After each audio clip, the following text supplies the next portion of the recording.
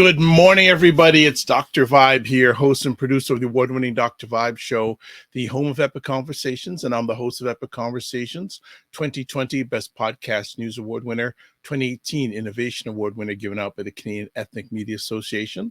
I also co-host and co-produce the only online show in the world for dads and fathers that is sponsored by Dove Men Plus Care.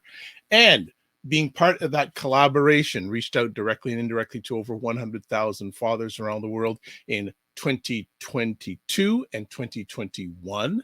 As always, I'd like to say you're blessed, highly favored, a magnet for miracles, and a solution for someone's problem. We are here on the Morning Vibe. We've got a full house coming on today, but this is going to be a good thing. So before we go any further, a real quick thing here. This episode of the Morning Vibe is sponsored by the Macmillan Group, providing mortgage solutions one client at a time since 1999, buying, refinancing, or investing. Call them at 905-813-4354 in Canada, and in the U.S., 904-586-5636. We always appreciate the continued support of the Macmillan Group. They're going to start being our lifelong sponsor. That's what I'm thinking. They're going to be a lifelong sponsor.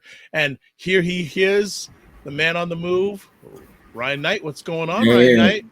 Good to see you. Good to see you. Apologies for the delay. My name is Ryan Knight. For those that don't know me, wonder who is this guy coming in late? And I'm the co-founder of the Afro-Caribbean Business Network. We work with entrepreneurs of African and Caribbean heritage, really to figure out what stage their business is in and help them create a strategy to grow it exponentially. I'm also an entrepreneur myself. I run a company called Detailing Nights, and we provide mobile waterless car cleaning. So we go to people's houses, their offices, clean their cars on the spot without water and our plant-based, eco-friendly cleaning supplies. And we have our youth entrepreneurship program starting up already. I know it's not spring-ish yet, but the weather's we've had 2 days of sunshine over the weekend. I think it's supposed to be like 6 of Wednesday. It's getting closer. It's getting closer. Claim it. And so for those that have children that are in high school or college, or even those out of school that are having difficulty finding a job in the summer, definitely send them our way. March 1st is going to be our info session talking about the summer program. So information for that will be going out, so stay tuned. But again, always rocking the PACU shirt, which stands for the Pan-African Credit Union. Go to pacu.ca to support a Black-led and Black-serving financial institution, and you could become part owner of this credit union. So always good to see you, Dr. Vibe. How was the weekend? How wasn't the weekend? The weekend was on fire, man. Super Bowl's happening, affairs, and we're losing mayors.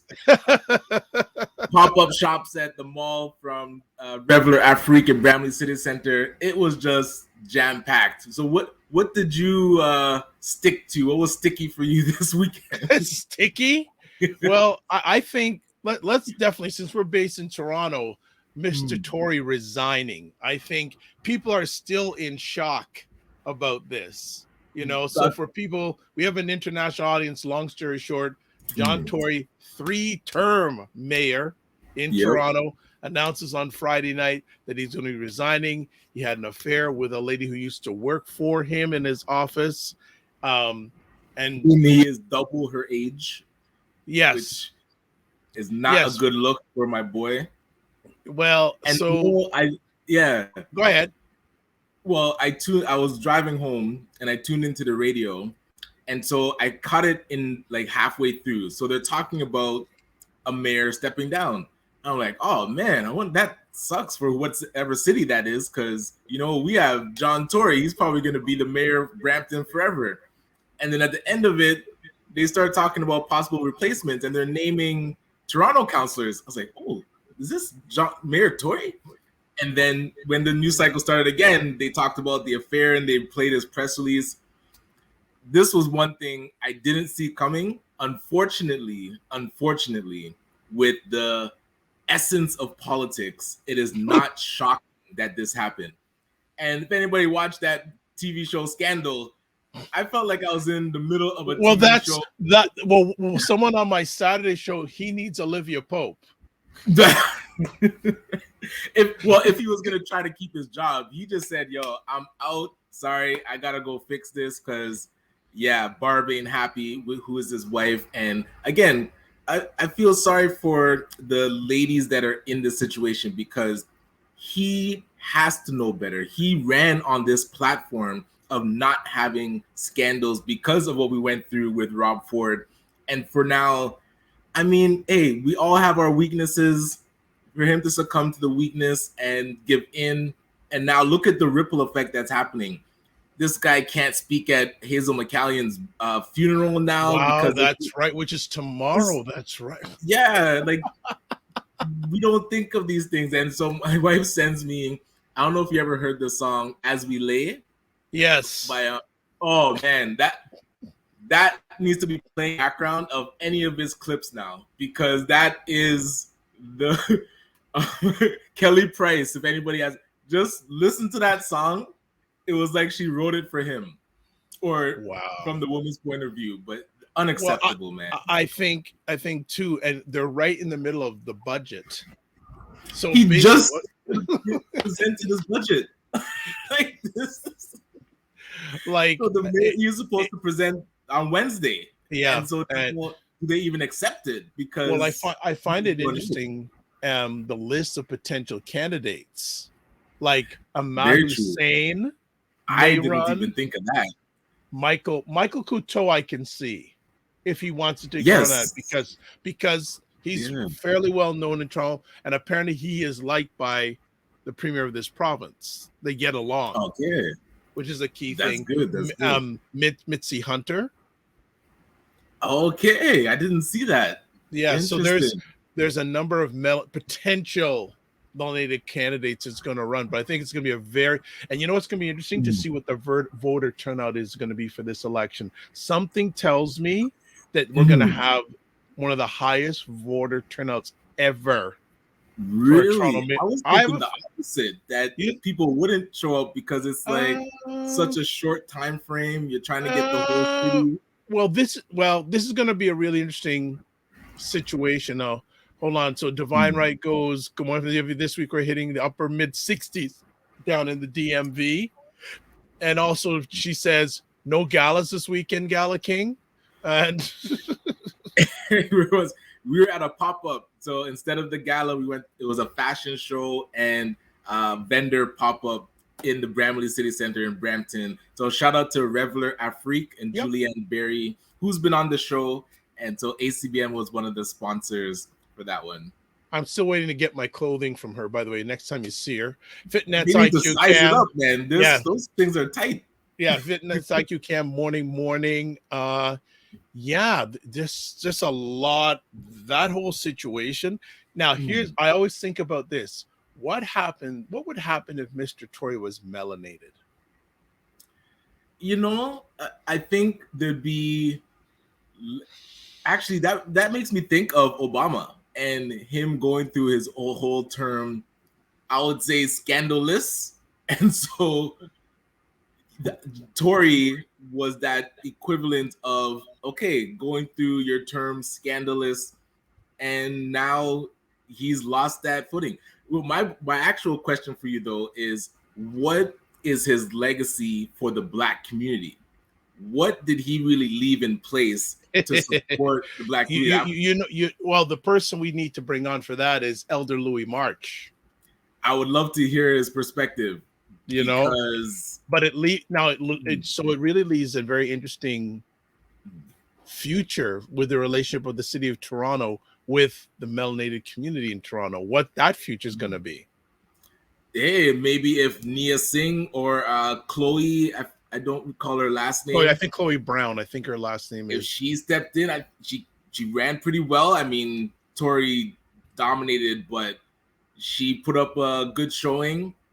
This is one of those times where it's like timing could be right because you're going to have a fair shot at it. There might be 10, 20 candidates. So across the board, votes are going to be split. If you're organized, you'd be able to make a good showing. But like you said, if powerhouses like Couteau and Hussein, I wouldn't see Hussein running because he's a minister with a portfolio. Yeah, That would be very odd. I don't think if he ran, he'd show well. I don't. Yeah. I don't know. I don't know about that one happening. I think definitely Couture Right. has better visibility, and both of them are Even Toronto Mitzi based. Hunter would be. She'd do well, I think. Would Toronto accept a melanated mayor? Well, remember what Trump said when he was running, and he said to the Black community, "What have you got to lose?" This is my message to the non-melanated community of Toronto. What have you got to lose by putting in a melanated candidate? We have tried with y'all. Like Rob Ford was a disaster. John Tory, which you would say is the best candidate that wouldn't scar and harm the reputation of Toronto. Now the international headlines, because he's trending into not trending, but he was picked up by international news wires about this resignation.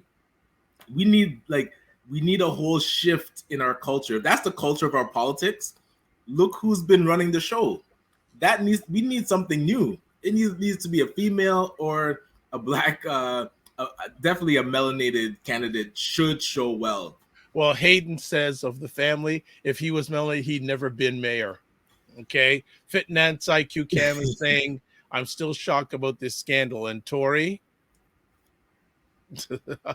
what a time. What a time. Well, and it's funny, I was chatting with someone on the weekend. She knew about this a month ago. Whoa. So it was the Toronto Star that broke the news, and they were doing the reporting. So I don't know if this would have come out if they didn't confront him and say, listen, we're about to run this story. What do you want to do?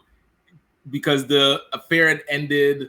I think things are getting back to normal. I don't know if the wife knew, but I don't know if he was going to come out with it if the Toronto Star didn't dig in and really, yeah. Good question. So we're going to get to our friends coming on the program today. Just a few quick things. As always, subscribe to the Dr. Vibe Show on YouTube. If you do it on YouTube, also hit the notification button and like it on Facebook, on all other channels. Wherever you're watching this, subscribe.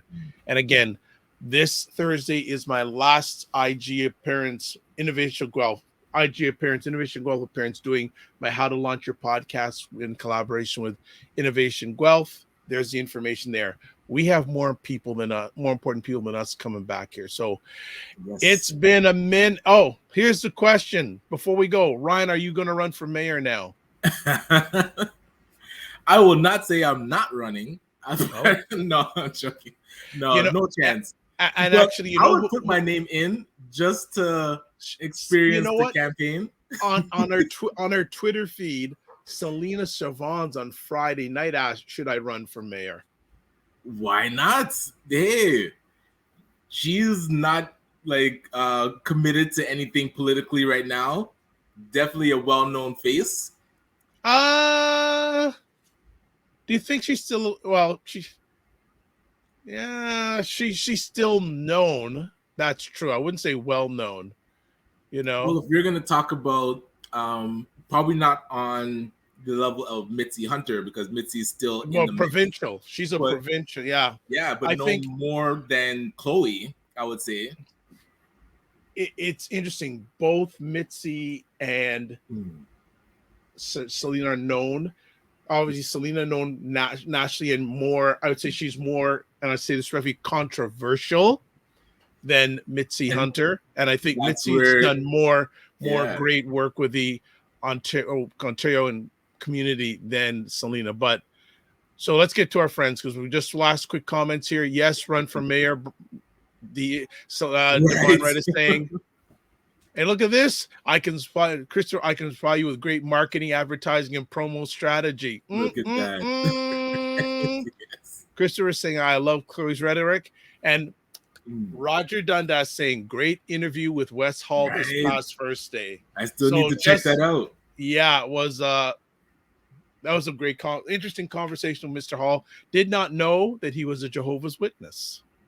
Okay, yes. He had mentioned that in some of his interviews. Yeah, so I found out in the first few minutes, and I still have to send him a follow because I'd like to do a part 2 with Wes Hall. But okay, it's a somewhat new year, but we have some friends from last year who finally found some time for us. Right.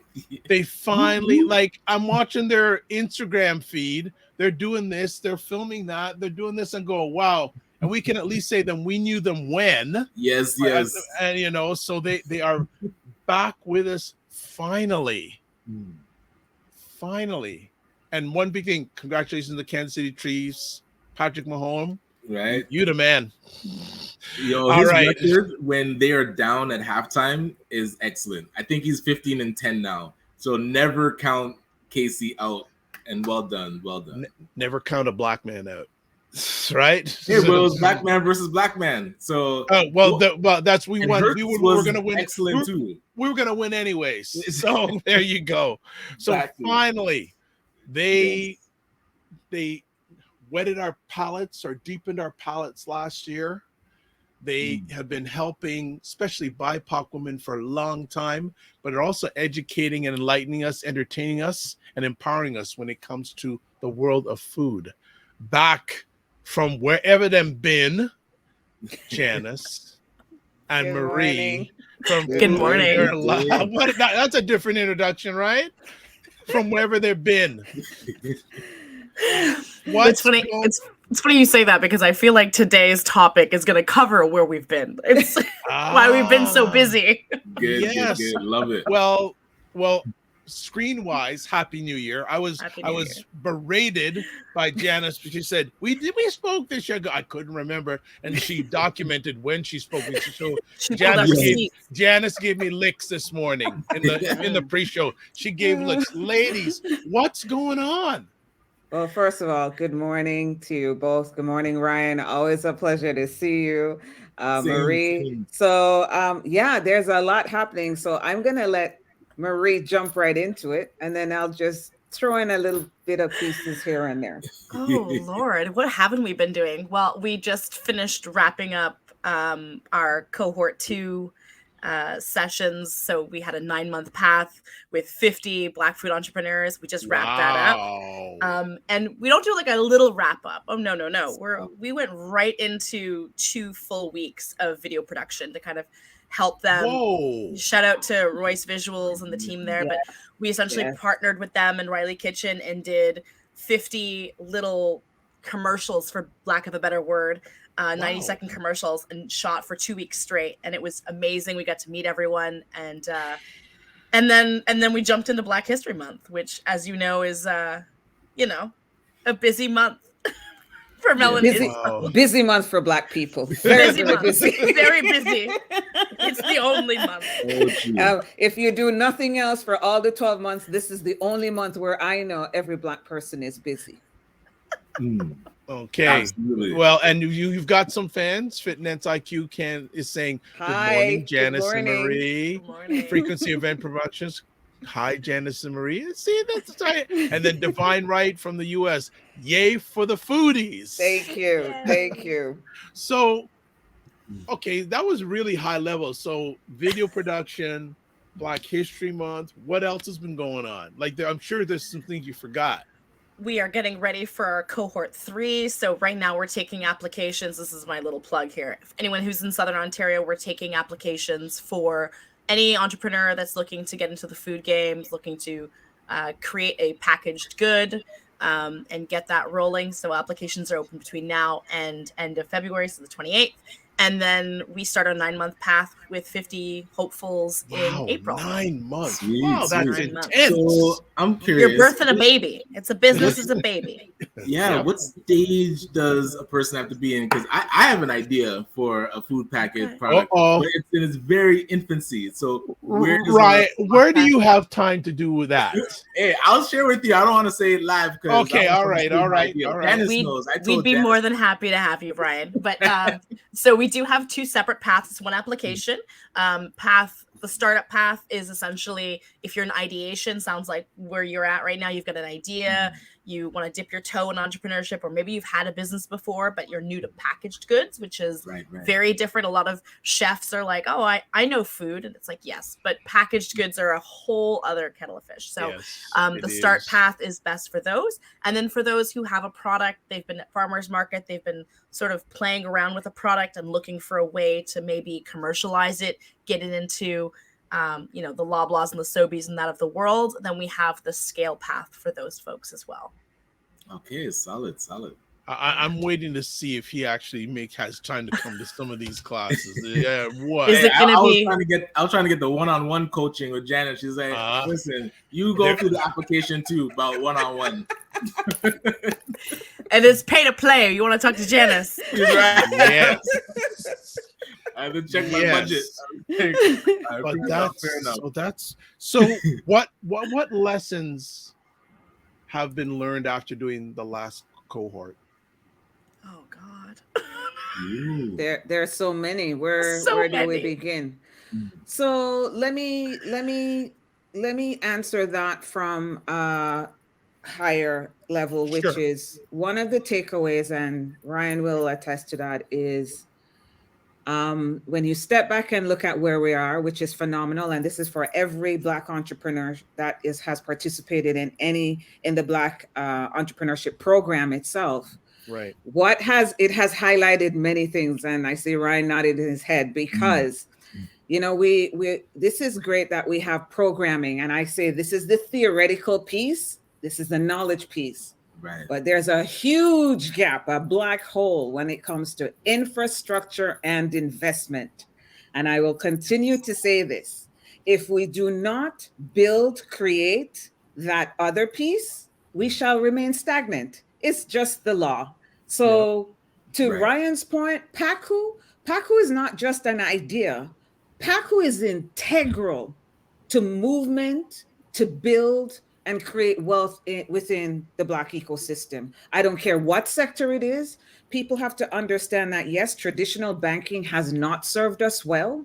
And so just like where we are today, we have to look at agency. What is that? Ownership of our own space, ownership of our own pathways, ownership of our own growth. And so I am a huge proponent of PACU. I intend to go. Do you know what that was? Your version of the mic drop. Yep, there you go. I keep it on the table now. I thought it was gonna drop at least once during the conversation today. I appreciate. I love that, and so I intend to go to the website and look at PACU because this is a no joke anymore. People have to understand that we are impacted by these little things that, by the way, we're not paying attention to. And to your point, everybody's talking about I like to say, everybody's distracted with this Tory thing. I'm going to put a little T in all this. It is no coincidence what is happening with Tory right now and all the police funding, the homelessness, and those who have disagreed with where the money is being spent. Gee, what are the odds that this scandal will just happen when all this important stuff, and by the way, he has the biggest mayoral power ever given. That's true. What are the odds? Okay. I'm just saying. Okay. Janice for mayor. Janice, I sent her a text message on Friday, and I was like, "Do you want to run for mayor too? Like, do you want to add this to your?" No, that's a hard pass for me. I can work in the background and have much more effect. True. And so back to my point, which is, we were in Ottawa last week, and it was great. And Ryan was there, and he said some profound things that I hope people are paying attention to.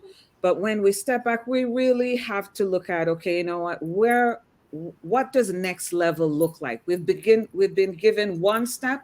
Now we have to create the bridge to get to where we want to go. And all of us as undeserved Black, however we get labeled, the bottom line is we all now have to step up. We all have now to invest. We all need to support.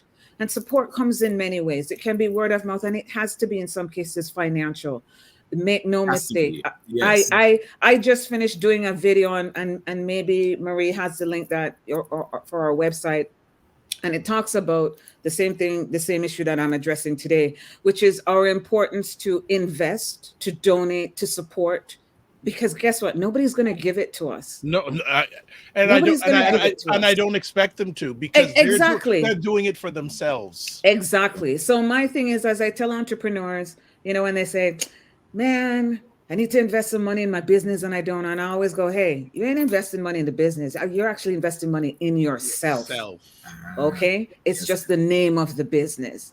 So heads up, everybody, pay attention. That was the takeaway from the higher level. I'll now let Marie get into the logistics of what just we before learned. you jump into the deeper details, because we do want to talk more about Foodpreneur, but that meeting when we were able to talk with the Minister Ng and they were doing the roundtable, it was interesting to me. Do we want to go, Brian? Real quick, because we have to understand how our initial organizations connect to each other. When a person is graduating through Foodpreneur Labs, it needs to connect directly, like Jen was saying, into infrastructure. Who's in charge of building the facilities that we need? It needs to connect into the capital. Who's in charge of obtaining the capital and making sure that it's ready for our entrepreneurs? Because now we've hyped up the entrepreneurs that we're working with. They are very excited. They are prepared and ready to go, but the tools they need don't exist. So now that almost is a double disservice, because you've let down a person that you said the resources are there to support them. They're hearing 100 million here, 200 million here, 400 million here, all flowing into the Black community. And then we don't have a kitchen for them to work out of when they graduate a food program. Like to Ryan's point. Yeah, to Ryan's point. So best analogy, I'll use food. You come to me, Dr. Vibe. I give you the money to build a facility. I give you the money to make the product. I give you the money to run the bottling plant, fill those bottles with product. And guess what? They're all backed up at the end on the conveyor belt because I ain't got nowhere to sell. I have no money to distribute. I have no money to warehouse. So I started off well, but there is no, as we like to say, continuum. That is what the bridge is. And oddly enough, that's what we call the end of our pathways. The invitation was to the continuum event, because we have to figure out, what does the continuum look like? You don't just drop them off the street, or you don't send these kids to high school, and then when they finish high school, you go, all right, we're good. I've done my bit. You go and do yours. Exactly. So, anyway, before we go further, some families commenting fast. Good work, great work, Foodpreneur. You are truly helping folks. A couple of persons in your program. Aldafina copies me. Yes, big mic drop. Yes. Frequency. She says ownership of your own space. Drop the mic. Great piece. Now said. Boomy K. I haven't spoken with her. What do you think of the venture studio model? Are you aware of what that is? No. Okay, so she is gonna elaborate, because if I know she's from the U.S., she's saying venture studio, co-creation of the ideation of capital and building a team around the product. We are looking at this in Alberta. Gotcha. Listen, I'll quick drop on that. If you have capital, you can build infrastructure. This is not about you needing a team. This is about you needing a space and a place. Okay. If you don't have that, you could have all the money in the world, which goes right back to my analogy. It will bottleneck. There is no flow. Quite simple. Put simply, there is no flow. Wow. And you mentioned something around not having places to sell. So if you look at core infrastructure in a community, a grocery store would be one of those core items. Which grocery stores do we know Black owned that are expanding and have multiple locations, so that if a person graduates, they have distribution to at least 50 stores because we own a grocery chain? So here's the funny part. The grocery store ends up being the thing that everyone talks about, because that's where everyone knows they buy their groceries.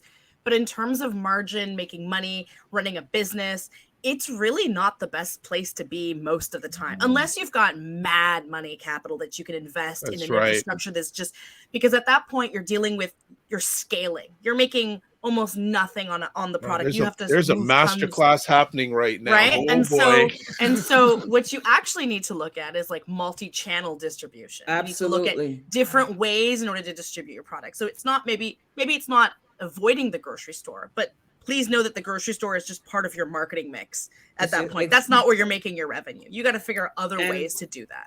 And to add to Marie's point, I'll drop a little bit of data to just sprinkle on top. 20 plus grocery stores opened in Canada last year. Not one of them are Black owned. They're all part of the larger chains. Yep. The other thing that's interesting is when we look at the statistic, which is cultural or ethnic foods, currently is $48 billion globally. It is projected to be $98 billion in 2029. So to my point, if we do not build the infrastructure, we cannot participate. It's just black and white. Yeah. You can't play in the game if you don't have a coach, the running shoe, the right tools, the right knowledge. You're excluded. So my thing is, if we're expanding grocery store chains at a rate, which by the way, the average grocery store chain requires $10 million to build minimum. And we're seeing 10 to 20 launched in the last 2 years during COVID. Hello, something's happening and we're not in it.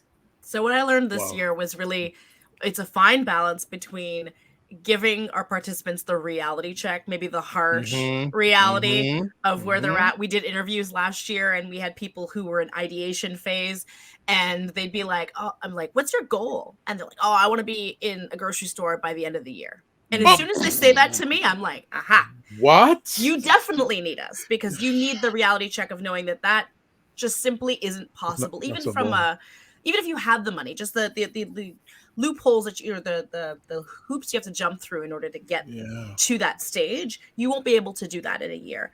But it's at the same time building up community and building up a sense of, you can do it if you want to, but just giving a reality check around what that timeline looks like as well. So it's that fine balance between, much like children. Yeah.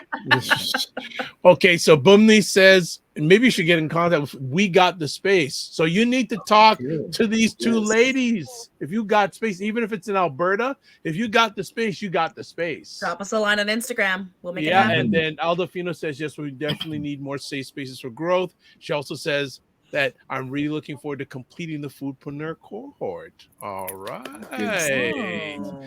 And then Frequency goes, great point, Marie. Marketing mix of distribution of product key. And Bowie says, yes, I agree. Okay, so will you promise that you're going to get in touch with them, please and thank you? And then we'll have, you know what? We have to have you back another thing because we're taking away from the main topic today. Because this kind of question, will be running a number to start a mini grocery store. You know what? I haven't come up with my topics for the year, so maybe that will be. Maybe we'll take that on. Please, the grocery store will be its own thing. Yes. So now we have a topic you want to chat about today. Plus, hopefully, we have someone who's going to be with us at least in voice, maybe not in camera. Chef Bashir, can you hear us? Can you hear us, Chef Bashir? Good morning. I can hear you, and I'm very grateful to be here this afternoon. I'm in London, UK. I just flew in last Thursday. I'm spending some time with my pops. He's 91-year-old, fine looking. Nice. So thank you for inviting me. I like that you match everything. Yeah, the color. I like the whole bit. So, I'm gonna. You know what? I'm gonna let the ladies introduce you, and Ron and I will just steer the ship because I'm really excited because I did not know you were based in England, but this makes it truly international, not only North America but a different continent. Bashir's like a globetrotter. Every time we do something with him, he's in a different country. But I've had the pleasure of knowing Chef Bashir for maybe, I want to say 10 years now. We both ran catering companies at the same time. We got to meet through there. And he's become the most incredible resource for upcoming chefs in the community. He's done some work with, George Brown. And we also have him on board as one of our advisors for Foodpreneur Labs, so with recipe development as well as in kitchen. So we're really, really happy to have Bashir on board. But he kind of inspired today's topic. He last year posted something on his Instagram, and I think I sent it to you, Dr. Vibe, and I'll read it. It's the most amazing thing I've ever heard. He said, "Dear corporations, Chef Bashir has Black History Month fatigue. He will not be taking any last-minute booty calls to support your need to show your DEI strategy on your inclusivity report. Holler at me in March onwards." And then it's like, it was the most amazing post I ever saw. And it was like, yeah, Black all year. And I don't know about you, but February ends up being a very stressful, long month, even though it's the shortest in terms of, it's exposure, but it's also work and labor, and sometimes it's unpaid. And so we kind of wanted to talk a little bit about that. And I thought the one person I wanted to make sure was on this call was the man in question. So that's your intro, Bashir. Glad to have you. Only Black folks can notice that I'm actually blushing, but I'm yes. I'm thankful for the introduction. Yeah, so I've been working at Joe Brown College as a culinary professor for the past 6 years. I've been in the food system since 1996. That was my first training at Y. I'm a Joe Brown College alumni, but actually my new full-time job now is working at the Black Creek Community Farm. So Black Creek Community Farm, the largest urban farm in Canada, where the executive director is a Black woman, originally from Ghana, and so was the former executive director. I feel that due our own history here in the Americas, Black folks, we really disconnected from the land. And my opportunity there is not only to learn again from the land, but also, as Janice was talking about, the continuum in economic justice. So my responsibility at the Black Creek Community Farm is to do both botanical research, so how do plants grow, what do you consume, how much do you use it, but also to see if there is an infrastructure and opportunity to build economic justice around genetic skills. So I'm very, very grateful for the farm having me employed, having the opportunity to really share and exchange knowledge between us. So thank you for having me this morning. Love that. Ladies, I take the conversation. This is fantastic. But it's interesting, Chef Bashir, that post from last year was a precursor, because I don't know if people saw this the post by Trey Anthony, who wrote and produced Kink in My Hair, and she did a post last week in Linktree saying, and she was not happy. She said a major corporation who makes millions and millions of dollars of revenue, billions of dollars of revenue, asked her to come and do a presentation for free for Black History Month. So what do you say about this situation, this condition? What do we need to correct this, for lack of a word, nonsense? Well, for me, I'm going to speak from my own personal experience as a continental African from the East Coast.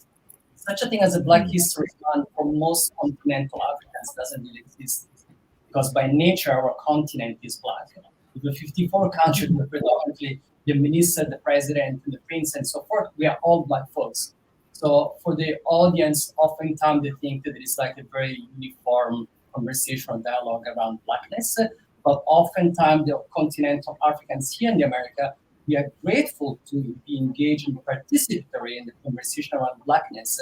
But oftentimes the Blackness is addressed from a West African perspective with the Americas, so African Canadians, Americans, and the Caribbeans.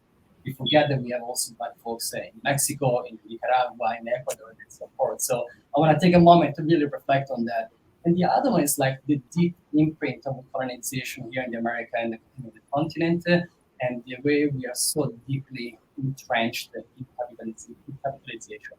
Capitalism is really much of the root of the problem, which is also being led by colonial imperial systems. They lead us to this point where Janice was saying, we don't really have the economic infrastructure for us to be able to continue a healthy way. But the economics, they don't really add up. I spoke with a couple of economics, and it's like, the numbers don't add up. When we are, as a community, we are so disenfranchised, the economics don't add up. So when we are creating products to Black foodpreneur, which, where were you when I needed you 15 years ago? Janice, yes. Where were you when I needed you 15 years ago with my bank?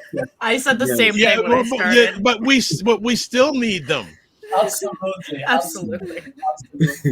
the growing pains I've gone through without Janice. So thank you for being life before Janice, life after Janice. Yeah, but that's where I'm so curious because Maria, you mentioned that you have to do a reality check for some food entrepreneurs. I'm curious, Chef Bashir, what you see as those reality checks that you give to entrepreneurs when they're first starting out in this food business? Absolutely. Through Foodpreneur, we have like honest and candid conversation around the viability and the possibility of a business. So I tend to be a perennial optimistic, but also a bit cautious. I don't want to build a false sense of a success in an industry that the numbers are really, really small, specifically post-COVID.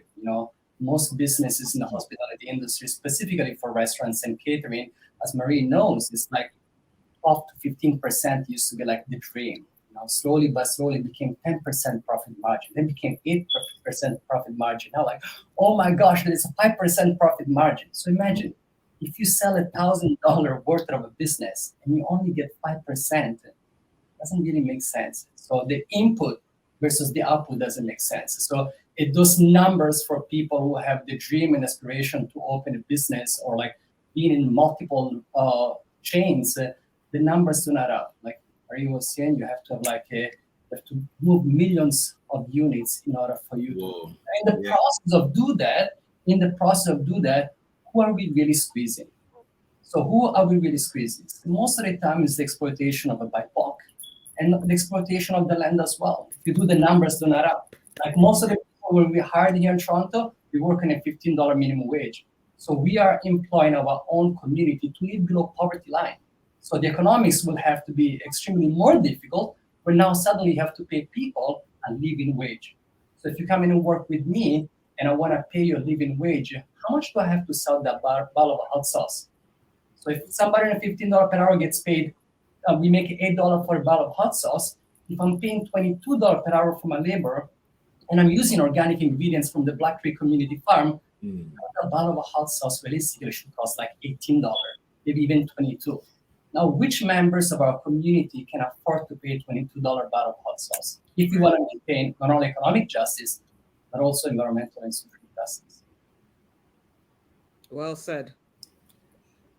Absolutely, but seeing the ripple effect as it goes down the line is something that definitely as consumers we don't understand or even pay attention to. We'd rather stay ignorant to it than know the true journey of our food. But then for the entrepreneur to know that ripple effect actually makes the business unviable. Walk me through the resistance that you might get from an entrepreneur that might say, yeah, I can't sell my bottle of hot sauce for $30 because it's the best. Yet that's not realistic. Like, I'm curious because I have conversations like that where people are very unrealistic about their businesses. So I'm curious how you navigate that conversation. I always suggest to develop first and foremost the personal empathy with where you at. And where you at or where you are, it's an important space. And I don't mean just like the geographical space. It means your ability to understand the geopolitical or the social economics that we are in. So that's where you at first and foremost. And then also to be understanding about where you at financially. So if financially you're not in a place of abundance and you live in with disparity, so then you have to be comfortable with the different shades of gray. You cannot necessarily just be a full-time environmentalist. We cannot be just like full-time advocate in social justice because we live in a capitalistic world. My kids, they need to have clothes, they love good bread, they love good butter. And in order for me to provide them that, then every now and then I have to really think about my compass of what I can be okay with and what I cannot be okay. So I think as a foodpreneur, our suggestions like this is where you are right now. But why don't we think about the possibility, how do you reach a place of being content within the next 5 years of your business? So let's set goals not only for financial viability of the business, but then also let's discuss about how can you do things in a way that is just to your own community and is also environmentally sound. So let's build a possibility on how we can within 3 to 5 years. So it doesn't have to feel from the get-go like, oh, I'm going to be 100% green, and then your business fails. So our goal is to, as a foodpreneur, is also to provide them not only the tools for success, but also give them a reality check on the possibility and the viability. make them understand that our portfolio of benefits can perhaps be better when we're thinking through a holistic approach to our business. Planned incremental growth, I've got two conversation pieces, so I'm going to start with the least rough one first. That, well,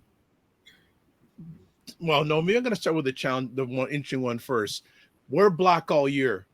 Do many of us take it seriously that we're Black all year? Are we part of our own enemy when it comes to not being Black all year?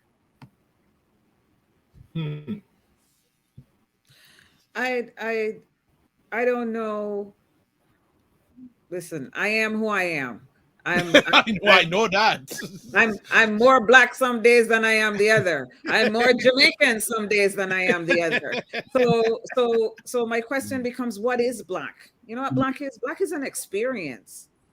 Black is a real experience. And how do I know this? When I connect with other people who don't look like me and I see them take it all in, and deep down I know they're going, I wish to God I was Black. Okay. Because and Marie knows this. We talk about this all the time. Sometimes you engage with people and you see it on their face. You hear it in their conversation, because we are a unique set. And so I think when we go out there, we have to remember that, not in the sense that we are less than, but we are so much more than what you are seeing. And we forget about that sometimes because we are so focused on what we don't have, where we're not at, where we can't get to. I want to add to that conversation piece too. In the Black food industry, and I know because of numbers, but are some of the Black food people looking for validation through non-melanated people, and it sort of loses their focus? I hope that somewhat makes sense. If you want to play in the big grocery stores, if you want to play on a mass scale, it means you need to sell your product to like Betty Sue and Thunder Bay. You're not just selling to Toronto, and in terms of the Black community, we make up 3 to 5% of the country, of the country, with the majority of us being in sort of like that Southern Ontario GTA kind of realm. The rest of Canada doesn't necessarily look like us. So I don't know about validation necessarily, but if you're looking to move units, you may have to do some compromising. I'm not saying that I agree with it, and I'm not saying that you have to, but again, you've got to appeal to a wider audience, which means that your product you may not want to exude your Blackness in your product. Your product might not even be a cultural product, or maybe it is. Maybe we've got tons of participants who are trying to bring to market products that are just not readily available outside of like a Caribbean or African store. And we've got some who are looking to sort of commercialize a product that is. And so they have different challenges in terms of getting that mass appeal, if that's what they want. I want to quickly add to Dr. Vibe's question, which is this: we represent Blackness, yes, but this is a business. So you have to use the business model. And the business model canvas states, who are you selling to? How much are they willing to purchase for it? It doesn't say what color you are, what ethnicity. We don't care about that. So in order to succeed, it's the business model canvas that you have to look at. Market, what is the value of the product of what you're trying to do? And if there's no value in it, people are not going to buy it. I don't care how Black, how brown, how light skinned you are. It ain't going to make a difference. Okay. If it's not something any of us on this panel want, then you can't sell it. And so I want to steer away from being Black and focus on what is the formula for a successful business, because at the end of the day, that is what it boils down to. Good point. Chef Bashir, you want to add on to anything? I 100% agree. And yes, we do have some, because again, going back with this conversation about whether we've been mentally colonized or mentally enslaved, oftentimes we really dwell on our own Blackness in pursuit of a financial business. And you're right, Janice, like we are more than just our skin color. You know, I'm more than just a chef. So there is like a wholesomeness of who I am within my own identity as a Black business. The first business that I actually had was called My Little Dumplings. And I used to sell culturally diverse dumplings at farmers market. Delicious, by the way. Wow. Yes, yes. And the reason I've done that is because I was like, what an interesting conversation having a Black man talking about dumpling to a white audience who are very affluent. So it was very, very difficult. But I also learned that by doing that, there is also the reality of the depreciation value when it comes about ethnic food. So when you're thinking about ethnic food, automatically you're thinking about cheap and cheerful ethnic food. Therefore, they will never have the same financial value as.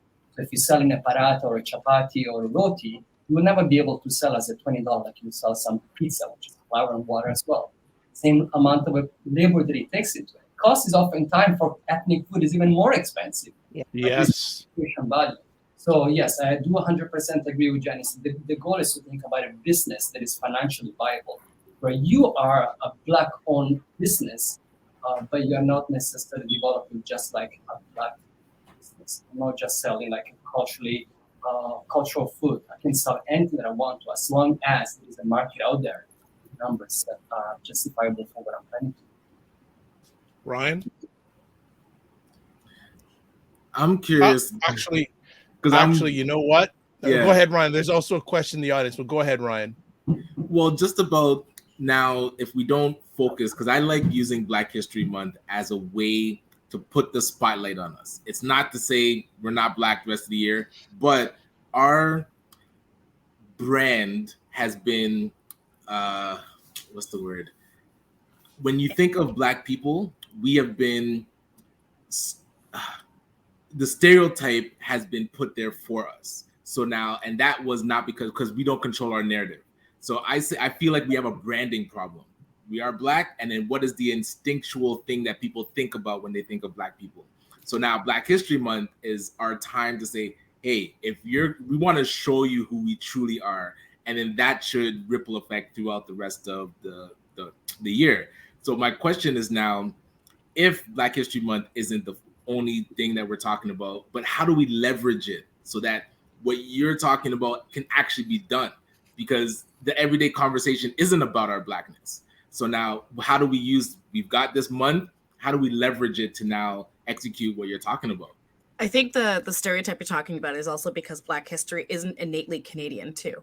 So it's an American holiday, right? And it's really only come in vogue here, I'd say, maybe just with social media rising, with the globalization of all of our information. Maybe in the last 10, 15 years, has it really become a thing? Because I worked for a national telecom 20 years ago in the marketing department. And if I had said to them, let's do a post for Black History Month, they would have been like, okay, sit down. It wouldn't have happened in 2003, wow. Right? So this is a fairly new thing. And I think because of that, because it's not necessarily even our history, American history is a little different. Canada wasn't around when this history was happening. We were, part of Britain, or maybe we were, there's a lot of other things to consider too, where we have to figure out how to make Black history work for us. I know in the same way, Foodpreneur Lab gets a lot of highlight in February. It's great. Like it's not all bad. It's just, like you said, it's a way, we figure out a way to leverage that momentum throughout the year. So if a media company's only coming to us in February for sound bites, maybe you say, thank you very much. Come talk to me in March. Maybe more of a Bashir approach to things. But if they're engaging with you all year, if they're giving you opportunities all year, I'll use Janice's word, like reciprocity. If they're there to support you, they should be there to support you throughout the year, like the Dr. Vibe show. That's exactly. Giving you a platform to talk about issues that work for you throughout the year, as opposed to only in February when you're scratching their back, and then they'll come see you next February. And they want to know your thoughts on Viola Davis. It's like, listen, I have other stuff to talk about. Like, what are you talking about? Janice has something to say. So I'm gonna add to that, and Black History Month. There's nothing against her. Sorry. Yeah, absolutely. I want to acknowledge the work from the Honorable Jean Augustine, who brought Black History Month to Canada in December of 1995. And so to Marie's point of it becoming a thing now, I'm gonna say it already existed, but we didn't have social media to help populate that information. So it's there, it was there, and typical, it was stagnant. It sat there until media had to popularize, educate, advertise, market, everything that we are doing right now. It can't be ignored. Exactly. And to your point, to answer Ryan's question, I think Black History Month really serves to educate. And here is why. Shout out to Buy Blacks. They do it 365. God bless them, because they've educated me on things.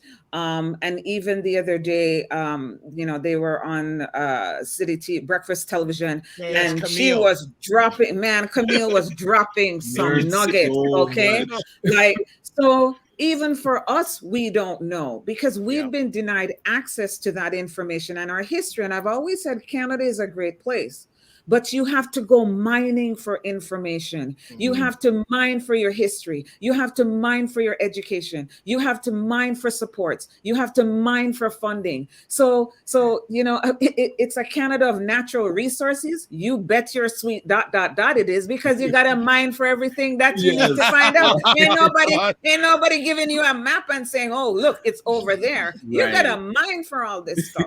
So I think collaboratively, I mean, we're laughing about it, but it's the ugly truth. It's the ugly truth. So I think we really have to use this month to educate, stimulate conversation just like this, and say, okay, you know what? This is what we learned this year. How are we going to improve upon it year after year after year?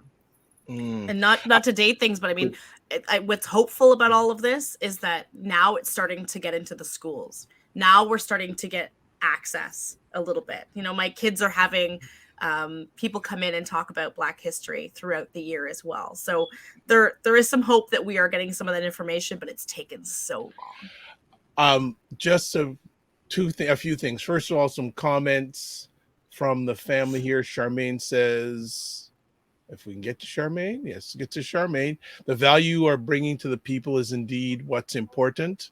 Ray of McMillan said, good morning. Black History Month was first absorbed into Canada 3 decades ago in 1996, and there's an extensive Black history that goes back to the 1700s.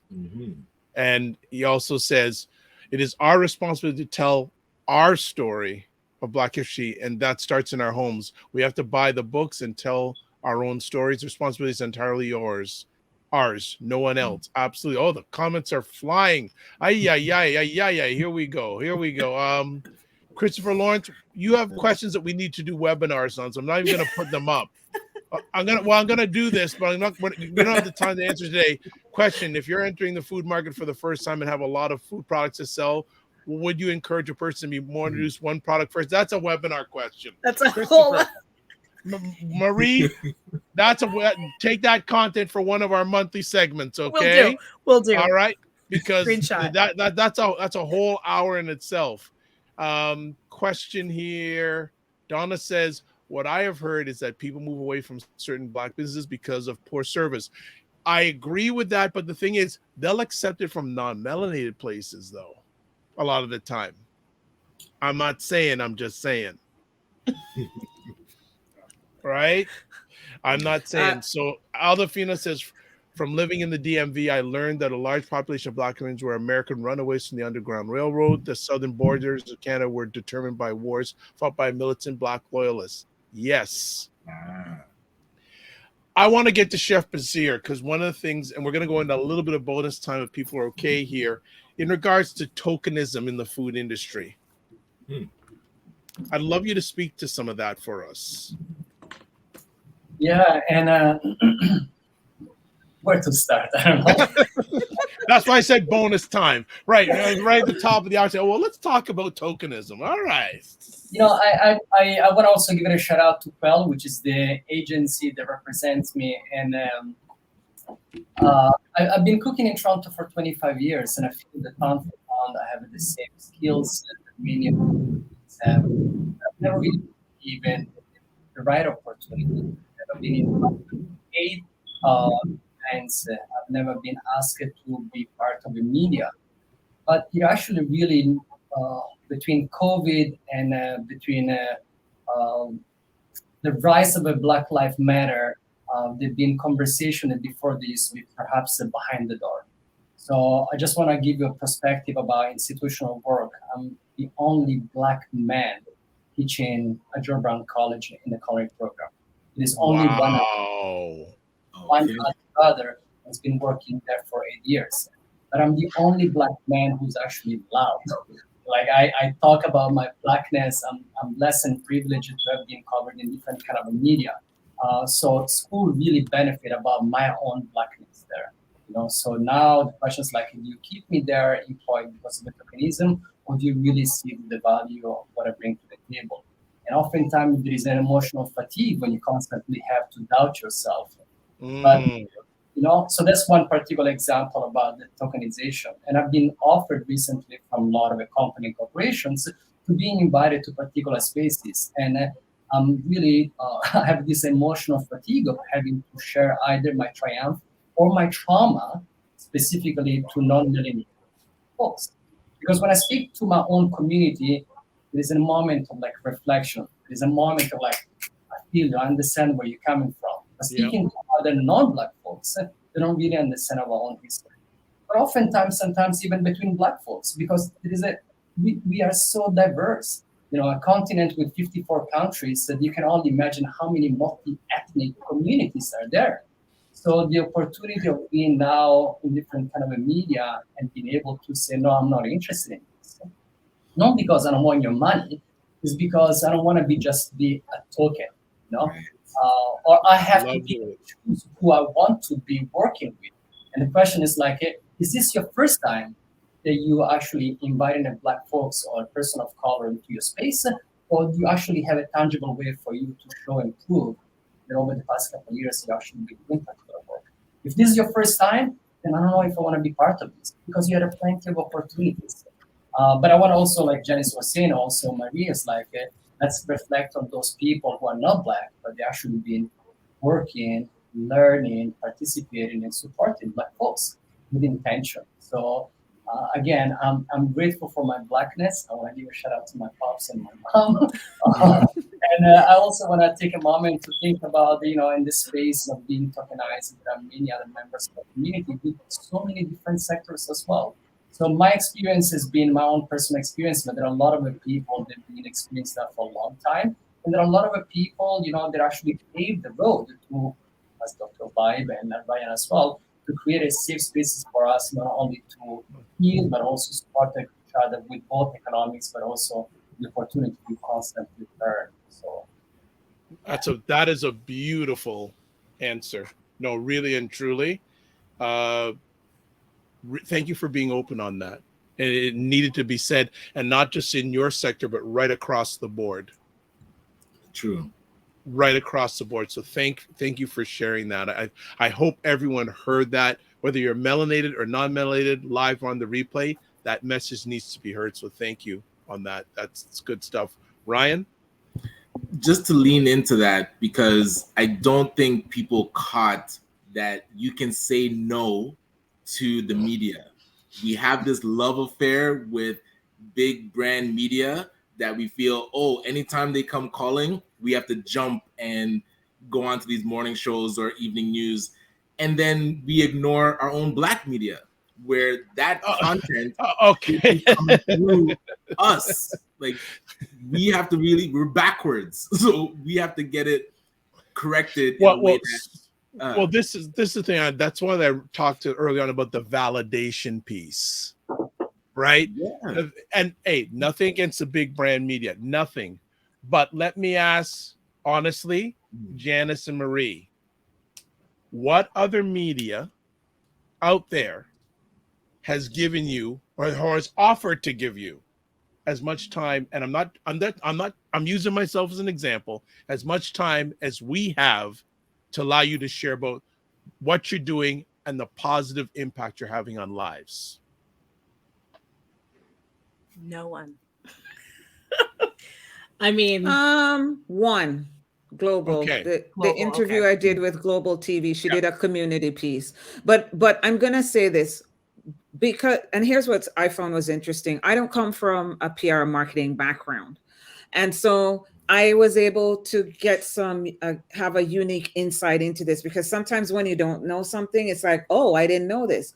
So what I realized is that once again, the system is built that way as well. And so what people have to understand is that we are corralled like cattle in certain behaviors from colonization, which if we don't stop, to Bashir's point, and question and say no and ask questions and say, you know what, nah, I'm done with that, we're going to do it this way. Yes. That's how it starts. And, you guys were saying, Janice, where were you 15 years ago? Well, let me tell you, 15 years ago, I couldn't have given what I'm giving to you today. You know why? Right. Because I was being racialized in my own environment. It was me waking up one day and saying, nah, no more of this. I am seeing what was not right and stepping forward and leaning in and going, you know what? You can't be doing us this way when you market off us, you make money off of us, and then you take our ideas and you don't give us the credit. That's what I leaned into. Did it upset people? Hell yes. Do I care? Heck no. Am I here? Yes, I am. Deal with it. I think a piece that needs to be also discussed is that, like what Janice just said, she can't say that on Global. No, they cut out quick. Cut the feed. And she ain't coming back. Yeah. Yes.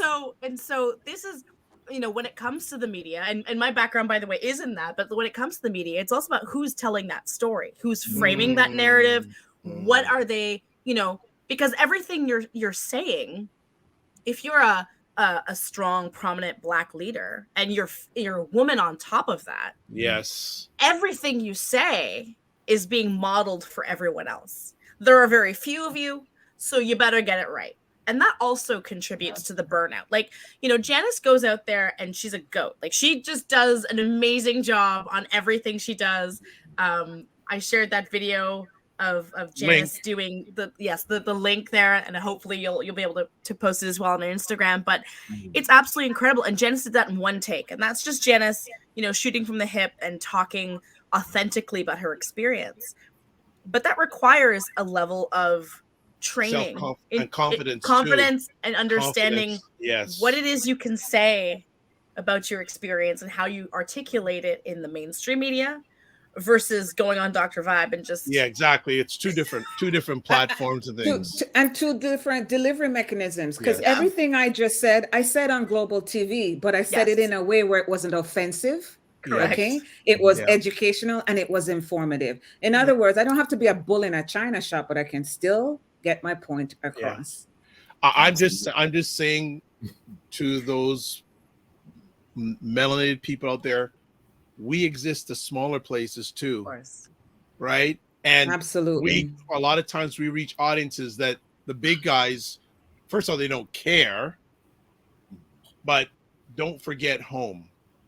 Yes, of course. Right. Yes, there's a lot of code switching that happens between the different types of medias, different audiences, and different appetites for the level of passion that you're willing to inject in what you're saying.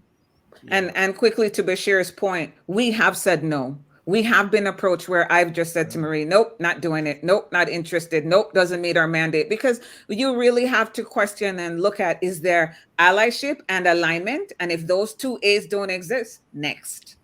Again, are they only coming to you in February and they ignore you the rest of the year? Boom. Or are you getting proper access throughout the year? That's the name. Commitment versus convenience, right? Yes. If I can add just one more point. Well, please do. Oftentimes I find myself, I grew up in Italy. So born in Mogadishu, Somalia, the land of poets. I lived in Italy for about 13 years of my life. So wow. I lived in Virginia for a couple of years. I saw cowboys and I ran for my life here in Toronto. And I've been in Toronto for about 28 years right now. Lovely 24-year-old son that is doing last year. Jesus, man, Bashir, how old are you? He's 110. He looks like he's 24. Yeah, I know. One of the topics is going to be your skincare regime. Okay, that's all I want to hear. Crack, don't crack. Been in a lot of spaces where I've always been the first. Where I was like the first black student in an all-boy private school in Rome, like the first black student. Being the first black being in a lot of spaces, but just because you're the first black doesn't mean necessarily that you are inclusive to your own community, opening the door. Sometimes being black, it means also a lot of trauma. There is a shame, there is guilt, there is taboo. You want to hide yourself because the colonial master walked you into the space. So many members of our community are the first. Oftentimes we are silent. We're scared to be able to move a little bit the needle because maybe we have a financial obligation, or maybe because of the post-trauma that our parents have experienced, and our parents also indoctrinate us at home. Like, hey, don't be too cold. Don't advocate too much. And if you have to do particular choices, make sure that you do this and make sure you do that. But now there is like this new. There's always been fire within black folks because we experience the trauma throughout our history, but we always been resilient, and we also thrive when we find ourselves in the community as well. And for my own personal experience, being as a teacher at George Brown College, I've been approached a couple of times by students to say, "Excuse me, are you a teacher again?" Yeah, wow. We have never seen a black. Wow. Having these young black kids looking at me with an element of respect and admiration and awe. It's like, and I'm like, it's that's true. a long way to go. I also want to leave you on a good note, because the question is like, how do we make ourselves? So now I've been asked to teach in school the first course in all Canada about multi-ethnic African cuisine and colonies. Wow. Yeah, right. Very important. History. Since Marie knows about this famous old white guy called Auguste Escoffier, since history of food being documented in North America and in Europe, they've never, ever, ever, ever spoken about black food in the way that we see our own food. About how diverse our food is. So I've been asked to do that particular task, and I felt very intimidated because I cannot be the expert of a continent. Because white folks see as Africa as a country. So therefore, when we talk about food, again, being seen very much from a West African perspective, because it's the largest community of the black folks' descendants in North America and the Caribbean. So for me to design this course around multi-ethnic African food, unfortunately, it's only 6 weeks. But we gotta sit somewhere. It's only Can I come to a class? Absolutely. I would love to come to class. It would be so much learning. That'd be amazing. But I hear what you're saying. You're trying to squeeze in all of that knowledge into six weeks. Yeah. Tokenism. Again, tokenism. Are we really doing this because you feel that there is an appetite and hunger and the desire to teach black folks first and foremost? Or do we really do it because of a tokenism? And again, goes back to the compass about where am I standing with my own principles, integrity, my moral values around, am I okay with this? And then I had to think a little bit deeper, and I say, if I don't do this, you're going to have a white guy that designing Chinese and Koreans, and then we teach like a pseudo Pan-African cuisine. So I had to make a particular choice. It's like, this is what I'm going to be okay with now. And I'm going to do it with my best ability. I'm going to do a lot of research. I'm going to get members of the community to share and teach me as well. So then when I'm teaching with this modest learning, but at the same time, it really sparked the conversation around our own community as well. That there is such a vibrancy and multitude of deliciousness out there. Is that a term, Marie? It is now. Yes, it is. Created the word. It is. So I just wanted to go back with the conversation around talking organization in regards to like sometimes we are asked to do particular things, perhaps to benefit an institution or perhaps to benefit somebody else. But I feel also responsibility to say, let me take this opportunity because this is the first of a kind in North America. I don't know. I'm not sure about this. But here in Canada, yeah. how deep this can mean for our own community as well. Okay. Well, family, we're gonna have to wind it up. It's been and I think the conversations are only getting better as we go on, but that's why they're back every month, right? This is this is just a reg thing. We're so glad to have them back because we're going. Didn't hear from them in January. I go, oh, I see why. Okay, I get it. I get it. I get it. We're a little busy. Yeah, you're positive, productive. You're not busy. Chef Bashir, an absolute pleasure having you share with us, and we definitely need to have you back. Yes, thank you, Chef. And I honestly say that you have a documentary in you. Thank you. Yes. Marie and Janice, always a pleasure. Thank you for coming back. Thanks for having us. And I want to big up Chef Bashir because I quickly ran a culinary school for 10, 15 years. I've had the insider view of these academic institutions, never saw a black face in there. So when Marie told me you were at GBC, I was like, they let a black person in there? Woohoo! Right. Yes. Chef Bashir, I've been waiting for you decades. So, that's kudos. Amazing. I want to celebrate you on that. Yeah, we're celebrating you, Chef Bashir. Thank you, because again, unless it was for Janice, I didn't even know who you were. I just thought, but now just hearing just a thumbnail of your journey, we need to find out more. So you always have a home here. Thank you. I appreciate it. Thank you for inviting me. And I totally see the value of the show. And I'm grateful having had the opportunity to share my own story. You ain't done yet, buddy. This is just the first one, all right? Everyone, look, make sure you give yourselves grace. Don't just manage your time, manager Angie. We'll be in touch. Thank you so much. Have a great rest of the day. Thank you. Have a good one. Take care. Is he lovely? Yes, he's lovely. I agree. Is he lovely? He's lovely. All right. So family, wow.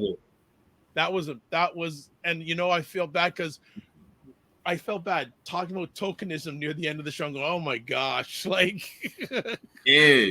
And that whole show deserves like a rewatch. I want to go back and just watch it through. Yeah, that was amazing. Great. Some final comments here. Great perspective shared by Chef Bashir on that first Black phenomenon. And I can relate. When I had hair, I was the second Black Canadian hired in the offices of Adidas Canada. You see it, man. And actually, I was actually working at Adidas Canada and a major record label at the same time. I was the first Black person hired in their offices at the same time. And like that, we now have to figure out how to make the first Black. I like that point. We have to make the first Black of real value. And DJ White from, I believe, London, England, amazing discussion. I believe from London. Thank you all. So, yeah. So and there's the contact information for Foodpreneur Lab, everybody. Hey, if you're interested, go. In fact, just go. Just go. And my apologies to Frequency Event Promotion. Check it out. Your questions are whole like they're a whole thing. So, Christopher, what you need to do is email me your questions and topics. So we'll provide content for Janice and Marie to do like full conversations. Because the stuff, as I said, the stuff you were dropping in, that's a whole conversation in itself. So I'm not being ignorant. We're looking forward to those additional conversations. Yes. And Fitness, I was quiet but enjoyed this discussion. Thank you, Fitness IQ Cam. What's up for the rest of the week, Ryan? We got our study groups happening on Tuesdays. The Black History 365 is continuing. Actually, Janet, I believe, is on a panel about foodpreneur either this week or next week. So I'm looking forward to that conversation. But just pushing, trying to support as many events as I can. As I mentioned, there was the pop-up on this Saturday or this Sunday. Going forward, there's a few other gala/awards. Oh, geez. So I'll send you. Of course, I'll send you the flyer. Yeah, looking forward to. You're trying to wreck my day, right? That's what you're doing, right? We are just curating content. But how about you? I believe the last session for you is this week. The podcast. Yes. Yeah. Okay. No problem. Yeah, my last session is this week with Innovation Guelph, but there looks, as I said, we are in negotiations for me to do some more stuff with them. Looking forward to that. What else is going on? There are odds and ends. Yes. I'm doing some in some potential collaborations with Toronto Metropolitan University, Yeah. but just making sure I give myself grace. Yes, and manage You your know, energy. That's and managing my energy. And I'm gonna be going. You didn't make it for Friday's show with Beryl and Marcel, but I'm probably gonna go see the Right. one woman play The about flight, Bessie right? Coleman. Yeah, I think we're gonna go that, and that was a great conversation. They were It was. fantastic. DJ White says, I like this. Rewatch for sure, Kenna. Not Kenna, rewatch the world. Yes. Because the things that were being discussed here, they're global. It's not just the Canada, Toronto thing. It's a global thing. And LOL, curating content. Yes. Yes. All right. So Friday, we have Ray McMillan talking Ooh. about mortgages and real estate. I'll be chatting with him either today or tomorrow. So keep a look on what we're going to be chatting about. Ray always drops knowledge bombs, and the level of conversation just keeps on going up and up. So as always, wherever you're watching this, subscribe. But if you want, you can subscribe to the Dr. Vibe Show on YouTube. Also, when you do that, make sure you hit the notification button. You can like it on Facebook, but wherever you're watching this, subscribe and then tell other people about it. Especially if you're going to subscribe to my YouTube channel, we're putting more and more YouTube shorts up. Nice. So I just got from one of the members of the team a few YouTube shorts from last Friday's conversation on the Morning Vibe. So you get a little taste of what it's about, and hopefully you'll say, hey, gotta watch this whole conversation. Love that. What else do we have here? I think, yes, if you want to promote your business on the server or your service on the show, contact me at dr.vibe at the drvibeshow.com. I think that's it. Cool.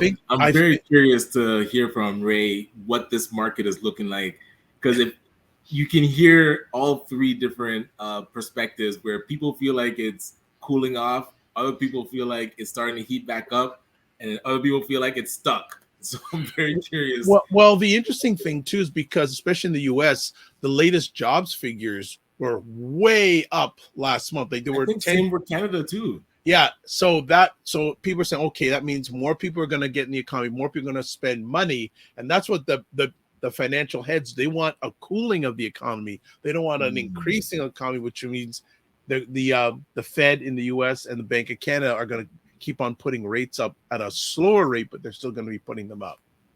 Man, so that's going to be very interesting. So, as always, live your life as a dream. If you can dream, you can make it. Sometimes you have to get small to get stronger. Block assumptions and aim bigger, aim better, aim higher, aim wider. Love, faith, and respect. Remember to give yourselves grace, and don't just manage your time, manage your energy. And keep a watch on the Dr. Vibe YouTube channel. I think within the week, I'll be posting my conversation from last week with Wes Hall. Very interesting. Looking forward to it. All right. Be well and keep the faith.